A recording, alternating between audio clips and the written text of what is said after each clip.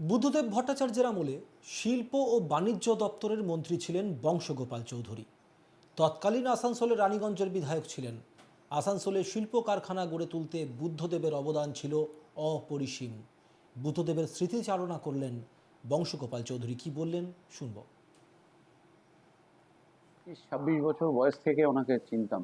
বিধানসভায় 26 বছর বয়সে আমি যখন যাই, এবং উনি আমাদের কাছে পথপ্রদর্শক ছিলেন। তারপরে 5 বছর পরে আমি 1991 যখন মন্ত্রী হই, কমরেড জ্যোতি বসু আমাকে বলেছিলেন যে বুদ্ধদেব ভট্টাচার্য তোমাকে গাইড করবে, ওকে বলা যাবে না। এখানকার আসানসোল দুর্গাপুর শিল্পাঞ্চল ইঞ্জিনিয়ারিং কলেজ, দুর্গাপুরে একের পর এক ইঞ্জিনিয়ারিং কলেজ, তারপরে হলদিয়াতে পলিটেকনিক, শিলিগুড়িতে মহিলা পলিটেকনিক। পশ্চিমবাংলার এমন কোথাও নেই। এমনকি মণিকাঞ্চন যখন উদ্বোধন হয়, আমি শিল্প দপ্তরের মন্ত্রী ছিলাম, ওই প্রথম আইটি শিল্প ওখানে বুদ্ধদেব ভট্টাচার্য, জ্যোতি বসু এবং সোমনাথ চ্যাটার্জির হাত ধরে ঢোকে। ইনফোসিসের সঙ্গে চূড়ান্ত হয়ে গেছিল। ওনার মতন ব্যক্তিত্ব সংস্কৃতির জগতে রবীন্দ্র ভবন, নন্দন, রবীন্দ্র সদন, কলকাতার সৌন্দর্য, নগরায়নের ক্ষেত্রে বাইপাস, সব জায়গার পিছনে ওর ছাপ ছিল। এবং আমার মনে হয় যে পশ্চিমবাংলা যাকে হারালো, এই জায়গা পূরণ করা যাবে।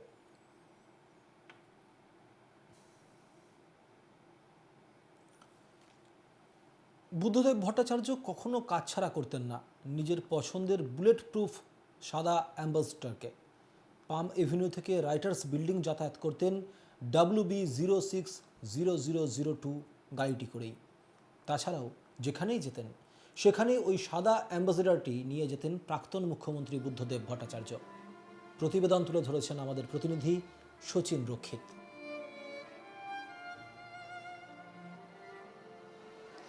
এই গাড়িটার কথা মনে পড়ছে। এই গাড়িটাতে করেই প্রাক্তন মুখ্যমন্ত্রী বুদ্ধদেব ভট্টাচার্য তার জীবনের অধিকাংশ সময়টি কাটিয়েছেন।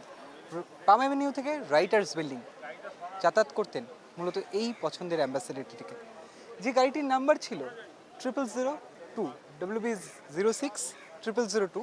এই গাড়িটিতে করেই তিনি যাতায়াত করতেন তার রাজনৈতিক যাবতীয় কর্মসূচি সহ মুখ্যমন্ত্রী থাকাকালীন তার বিভিন্ন সরকারি দপ্তরে যাওয়া থেকে শুরু করে বিভিন্ন জায়গায় তিনি এই তার পছন্দের গাড়িটিতে করে যাতায়াত করতেন। শেষবার যখন বেসরকারি হাসপাতাল, শহর কলকাতার অন্যতম একটি বেসরকারি হাসপাতাল থেকে তিনি বাড়ি ফেরেন সুস্থ হয়ে, তখনও কিন্তু তিনি যে কদিন হাসপাতালে ভর্তি ছিলেন সে কদিন এই গাড়িটি বাইরে অপেক্ষায় ছিল তাকে বাড়িতে ফিরিয়ে নিয়ে আসার।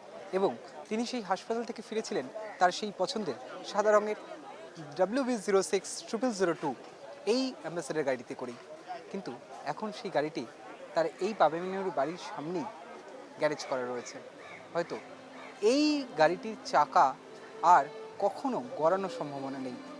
তার সেই পছন্দের গাড়ি এখনও তার বাড়ির সামনে সেই একই রকমভাবে পার্ক করা রয়েছে। ক্যামেরায় রাশিদের সঙ্গে সচিন রক্ষিত, NKTV বাংলা, কলকাতা।